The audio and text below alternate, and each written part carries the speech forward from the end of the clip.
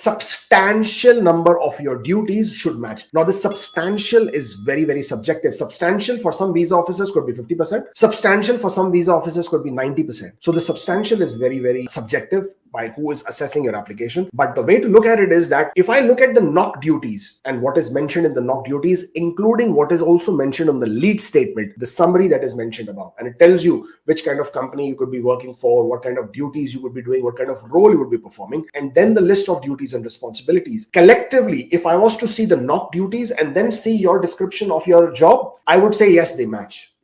Not going too much into detail about how much percentage it should be. So if you're looking at a number of percentage, I would say always aim for more than 60-70%. That is always keeping you in the safe. If there are any optional duties mentioned in the NOC code, then obviously they don't apply to you, but always keep into mind the key activities. So for example, in some NOC code, it will say plan, direct, control, organize. So these are main keywords that should be in your duties, not in the same manner, but in a paraphrased manner if you would want to. If you're not performing a role of planning, organizing, directing, controlling within your job role, and that is mentioned in the NOC code, then again, it's a mismatch. For example, there are some supervisory NOC codes whereby they say that they assign duties, they train, they supervise people, or they are managing a team. And if this is not indicative in your job description, then you will not be assessed as a supervisor for that role, and you will not get those points. And therefore, your application may be refused. I'll be back. Hence, this is what you will need to keep in mind